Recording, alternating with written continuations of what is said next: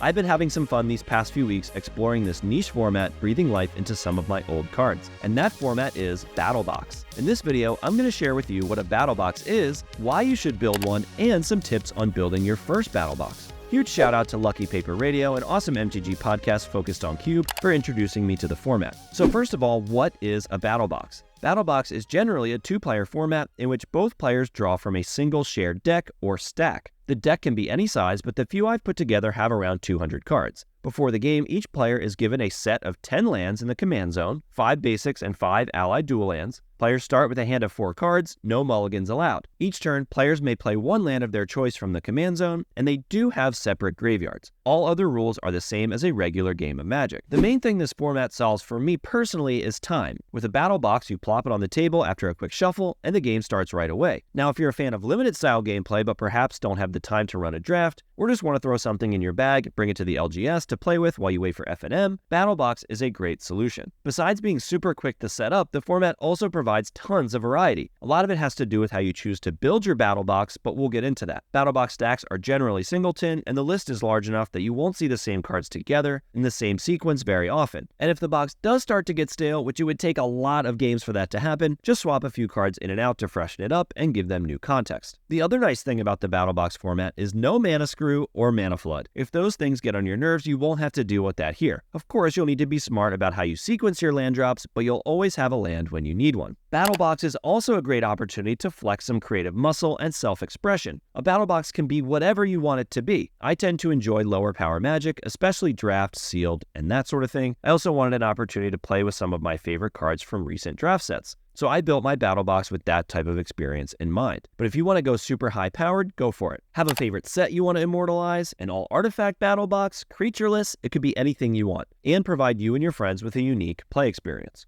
So this all sounds interesting and you want to build one. Here's some things to consider and what I'd suggest when you go about putting your first BattleBox together. First of all, convenience is one of the main driving points for me when it came to this project. My goal is to fit the entire thing inside a standard 400 count cardboard box so I could easily travel with it. This means the list could be 170 cards and the box could still fit the lands plus a deck box to store some tokens and dice. Now, to choose which cards to play. My goal with the BattleBox was to create quick, engaging, back-and-forth games that felt like retail limited. I wanted to try as much as possible to prevent board stalls, and going wide is possible to some degree, but not something I want to encourage. For this reason, mostly defensive cards are left out, and the box is filled with combat tricks, cheap removal, and other interaction to keep things moving. I want games to be about combat, not building some long-term engine to grind your opponent out. I want games to play out in roughly 10 to 15 minutes, so a majority of the cards I chose to include want you to get your creatures into combat, like Mardu Skull Hunter and Parish Blade Trainee. And when choosing creatures to include, I chose to include mostly those with higher power than toughness, like 3/2s and 4/3s, to encourage attacking and prevent games from going too long. I also want to provide players with lots of choices on their turn. Since you're not drafting your own deck, you need to be able to craft a plan on the fly with the cards you happen to draw, and flexible or modal cards give players lots of choices with what to do with their turn.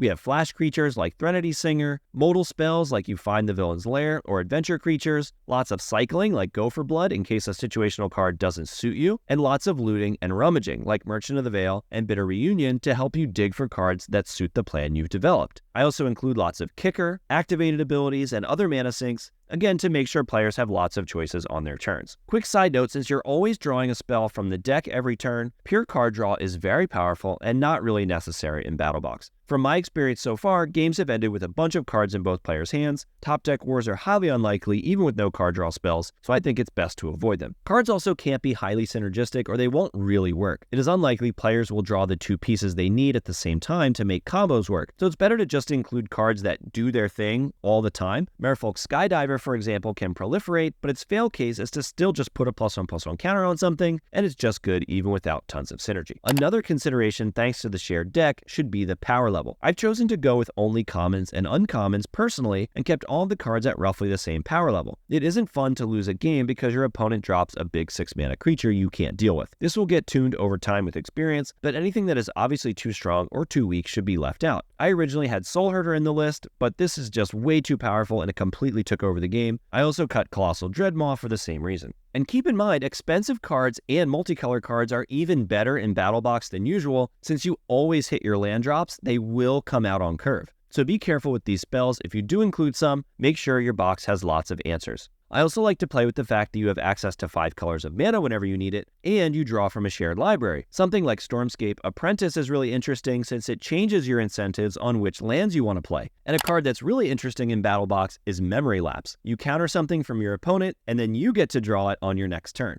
So if you want to check out my current list, very much a work in progress, I've got a link down in the description, along with some of the other resources I mentioned in the video. And if you made it this far, don't forget to drop a like and consider subscribing for future Magic videos just like this one. We'll see you next time.